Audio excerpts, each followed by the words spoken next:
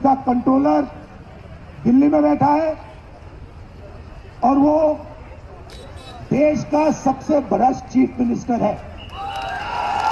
अब पता नहीं कहां से इसके दिमाग में आइडिया आ गया कि वो राहुल गांधी को डरा सकता है।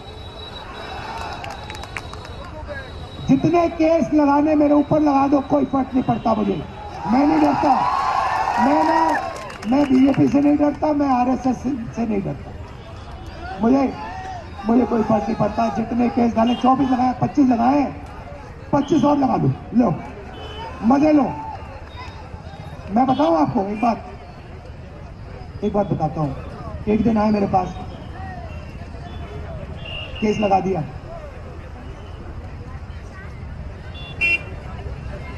केस हरवा दिया।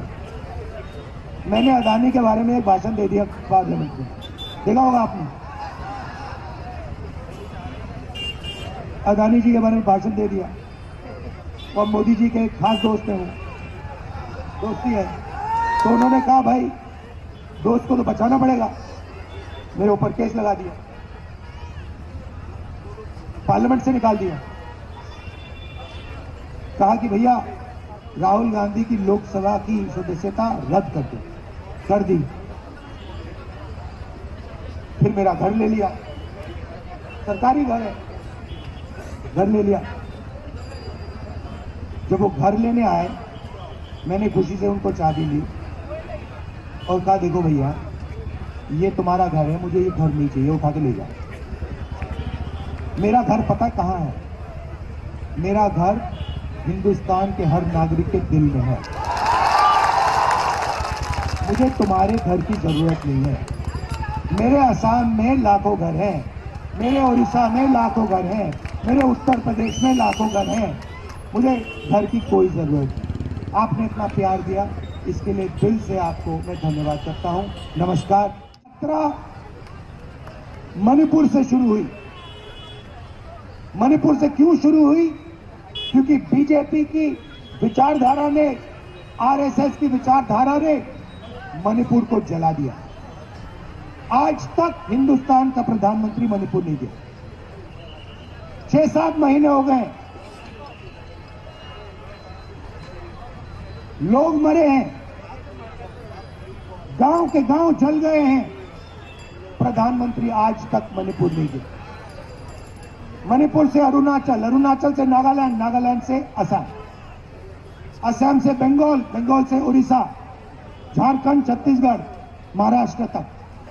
और हम एक ही चीज कह रहे हैं, ये देश मोहब्बत का देश है। ये देश मोहब्बत से आगे जाएगा।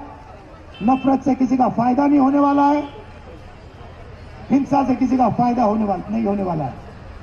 अमित शाह आरएसएस करना क्या चाहती है, आपको यह समझना है। ये मुझे गमछा दो, ये गमछा है। ये क्या है? ये गमछा नहीं है, ये असम का चिन्ह है। ये असम की हिस्ट्री का चिन्ह है। ये असमी भाषा का रक्षक है। ये आपका स्वाभिमान है। ये इसका अपमान कर रहे हैं। जब अमित शाह फोन लगाता है और कहता है ए हेमंतो,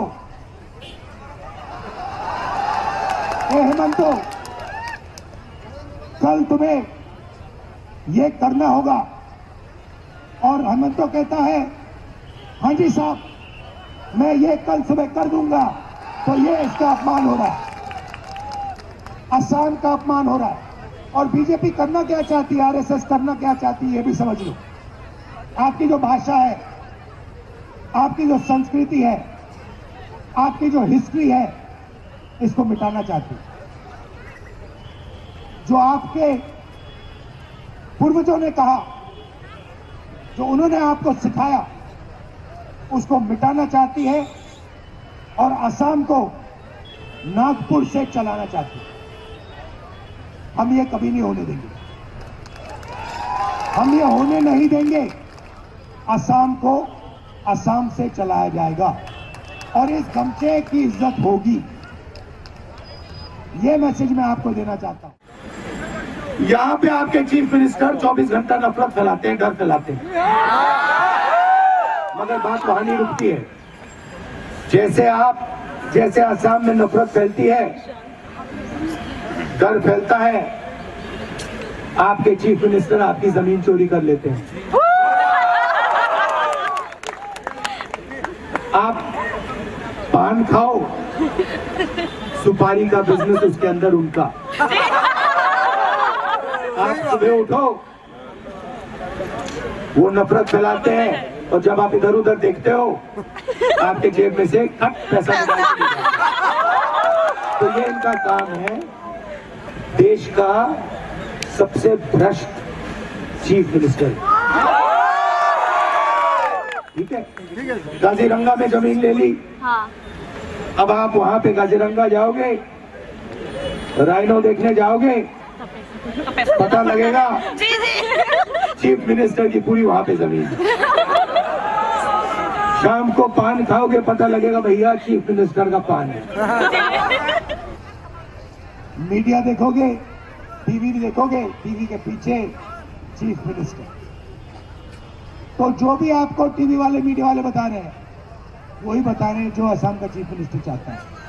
अच्छा, असम का चीफ मिनिस्टर, असम के चीफ मिनिस्टर का कंट्रोल किसके हाथ में? नहीं भाई, अमित शाह के हाथ में, अमित शाह के हाथ में। तो अगर इसने चू भी कहा, अमित शाह के खिलाफ चू भी कहा इसको 2 मिनट में लात मार के भगा देंगे। तो बात समझो, असम को असम नहीं चला रहा। गोगोई जी चीफ मिनिस्टर थे, जो असम चाहता था गोगोई जी करते थे। हमने कभी नहीं कहा, हमने गोगोई जी हमारे गुरु थे, हमने कभी नहीं कहा गोगोई जी आप ये करोगे, आप वो करोगे, आप ऐसे करोगे, आप ये करोगे, कभी नहीं कहा, मैंने जिंदगी में नहीं कहा। और किसी कांग्रेस के दिल्ली के नेता ने नहीं कहा, क्योंकि हम चाहते हैं कि असम से चले।